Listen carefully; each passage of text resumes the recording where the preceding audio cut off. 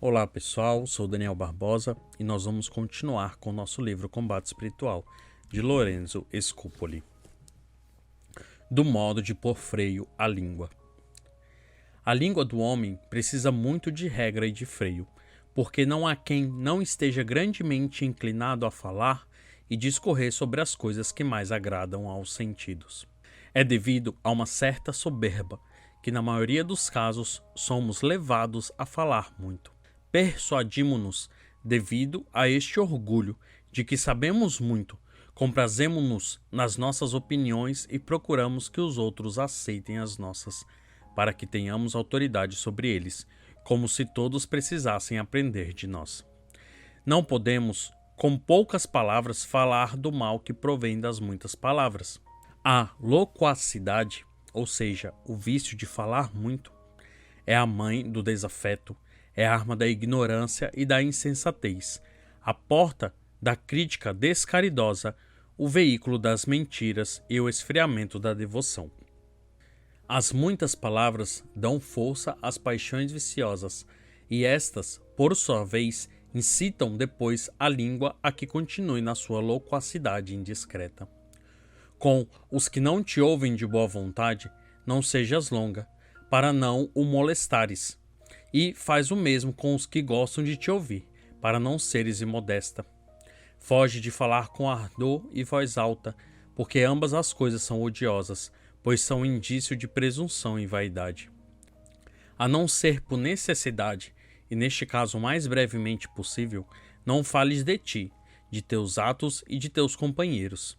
Se te parece que outros falam de si mesmos em demasia, esforça-te por ter bom conceito deles, mas não os imites, mesmo que suas palavras fossem uma acusação de si mesmos e tivessem por fim a sua humilhação. Pensa o menos possível sobre teu próximo e sobre as coisas que a ele pertencem. E sempre que o faças, seja para falar bem deles. De boa vontade fala do amor de Deus, mas com o medo de poder errar, ainda neste assunto. Melhor é preferires prestar ouvidos quando o outro fala, guardando tuas palavras no íntimo do teu coração. Mal cheguem aos teus ouvidos as vozes de outrem, eleva tua mente ao Senhor. Precisas ouvir para entender e responder, mas não deixes por isso de elevar teu pensamento até o céu, onde habita o teu Deus, e de pensar na sua grandeza e na imensa vileza tua aos olhos do Senhor. Antes de falar sobre as coisas que entram em teu coração, pensa primeiro, porque muitas coisas desejarás mais tarde não as ter exposto. Advirto-te ainda que muitas coisas que pensarás ser bom que as diga, melhor seria que as deixassem sepultadas no silêncio. Poderás reconhecê-lo, pensando sobre isto depois de passada a ocasião do raciocínio. O silêncio, minha filha, é uma grande fortaleza na batalha espiritual e garantia de vitória.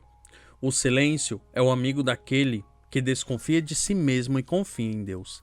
É um auxílio maravilhoso no exercício das virtudes, e só com o silêncio podemos fazer oração contínua. Para te acostumares a te calar, considera muitas vezes os danos e perigos da loquacidade e os grandes benefícios do silêncio.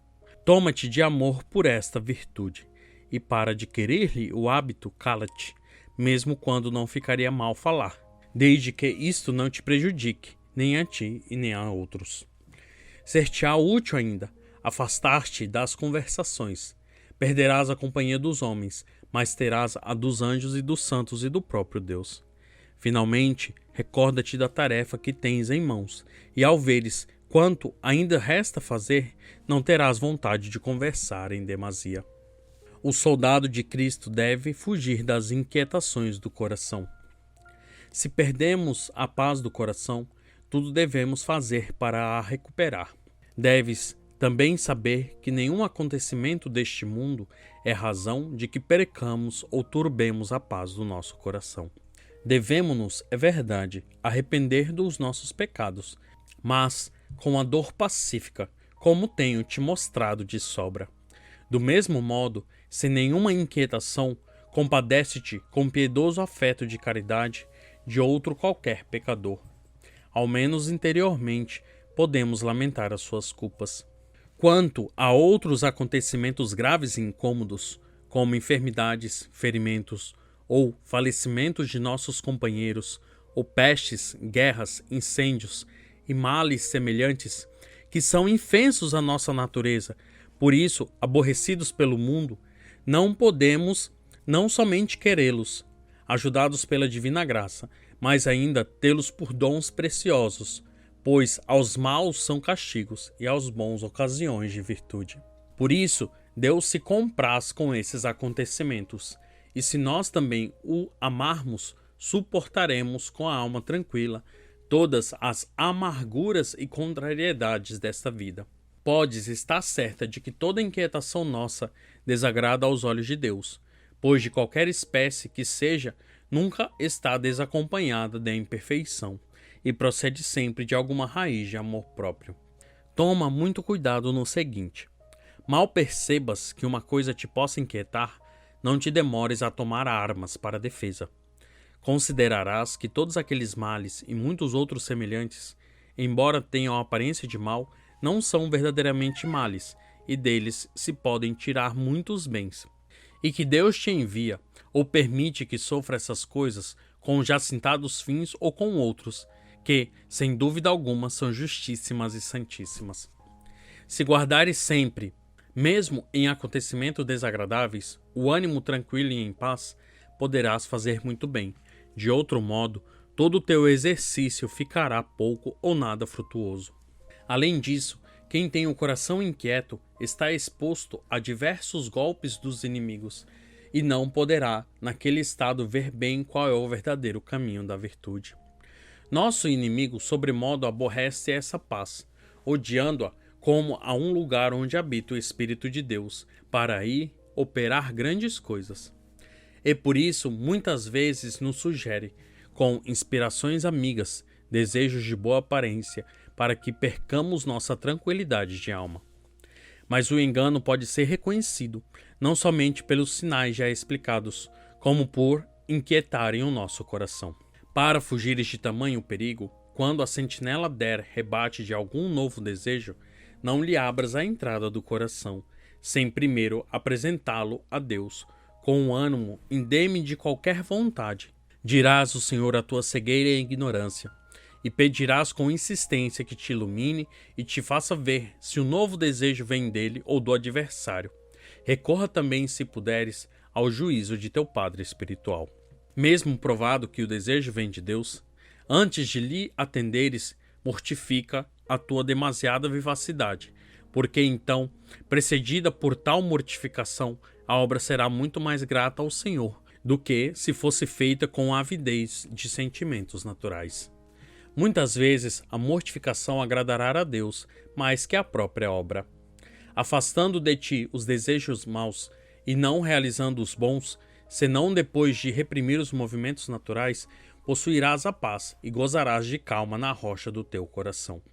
Para conservá-lo em completo sossego, é necessário ainda que o defendas de certos remorsos interiores, que algumas vezes vêm do demônio, embora se te acusam de alguma falta, pareçam vir de Deus.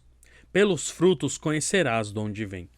Se te humilham, se te fazem diligente em obrar o bem, nem tiram a confiança em Deus, deves tê-la como de Deus e agradecer-lhe. Mas, se te confundem, se te diminuem a confiança e te tornam fraca, preguiçosa e sem diligência para o bem, fica certa de que o remorso é a arte do adversário. Não lhe dês ouvidos e continua o teu exercício. Outras vezes, e mais comumente, o desassossego nasce em nosso coração devido a acontecimentos diversos. Defender-te-ás fazendo duas coisas. A primeira é que consideres se esses acontecimentos são adversos ou à alma ou ao amor e vontade próprias. Porque, se são contrários ao teu amor e vontade próprias, teus inimigos capitais e principais não os deves chamar acontecimentos adversos, mas tê-los por favores e graças do Altíssimo Deus. Devem, portanto, ser recebidos com coração alegre e rendimentos de graças. Se são contrários ao espírito, nem por isso se deve perder a calma do coração. No capítulo seguinte, será instruída sobre isto. A outra coisa é que eleves a mente a Deus, recebendo da divina providência, de olhos fechados, sem vontade própria, tudo o que te enviar, e que o tenhas como coisas completas de diversos bens, embora não os conheça a todos. Do que devemos fazer quando somos feridos? Quando formos feridos por termos caídos devido à nossa fraqueza em algum defeito, mesmo que tenha sido voluntariamente com malícia, não desanimemos, nem nos inquietemos com isto. Voltemos logo para o Senhor e falemo-lhes assim: Eis, Senhor meu, que agi segundo o que sou, nem se podia esperar de mim outra coisa senão quedas. Demoradamente, então, confundamo-nos perante nós mesmos, arrependamo-nos da ofensa ao Senhor, e sem perder a paz, desprezemos nossas paixões viciosas, principalmente aquelas que nos ocasionam queda. Continuemos depois. Muitas outras vezes eu teria pecado se tu, Senhor, por tua bondade, não me tivesse amparado. Agradecemo-lhes então e amemo-lo mais que antes, admirando-nos de tanta clemência, pois ele foi o ofendido e é ele quem nos estende a mão para que não caiamos de novo. Diremos finalmente com grande confiança na sua infinita misericórdia: Age, Senhor, segundo o que és e perdoa-me. Nem permitas que eu viva de ti separado, e te ofenda e me afaste de ti outra vez. Feito isto, não nos ponhamos a pensar se Deus nos perdoou ou não, porque isto, sob a capa de diversos pretextos bons, nada é senão soberba, inquietação da inteligência, perda de tempo e engano do demônio. Abandonemo-nos livremente nas piedosas mãos de Deus e continuemos em nosso exercício, como se não tivéssemos caído.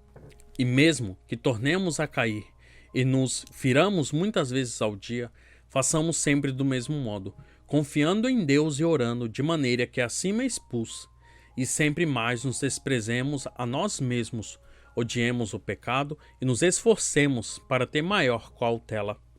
Este exercício desagrada muito ao demônio, porque ele sabe que é uma prática muito agradável ao Senhor.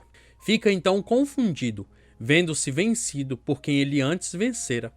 Por isso, de diversas maneiras fraudulentas, cuida em que deixemos de fazê-las, e muitas vezes o obtém devido à nossa negligência e pouca vigilância. Por causa disto, quanto mais dificuldades encontrares, tanto mais violenta-te a ti mesmo, voltando muitas vezes a este exercício, mesmo se só uma vez tiveres caído.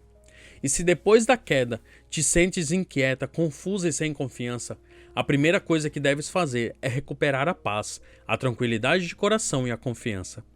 Em posse dessas armas, volta-te então para o Senhor, pois a inquietação que sentes, lembrando-te do pecado, não é causada pela ofensa de Deus, mas pelo dano que sofrestes. Para recuperar a paz, relembra tua queda e considera a inefável bondade de Deus. Ele está sempre pronto a perdoar, deseja mesmo fazê-lo, por grave que seja a culpa, e chama o pecador de maneiras várias e por variados caminhos, para que venha a ele e se una a ele nesta vida, com a graça santificante, e seja eternamente feliz na outra, na glória do paraíso. Com estas e semelhantes considerações, guardarás sempre em paz a mente, voltarás a pensar sobre a tua queda, fazendo como acima expliquei. Depois, na confissão sacramental, a que deves recorrer frequentemente, acusa todas as tuas quedas, com uma nova contrição.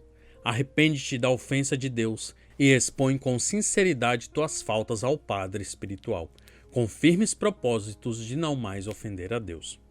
Pessoal, nós acabamos esses pequenos capítulos e até o próximo vídeo. São Francisco de Sales, rogai por nós.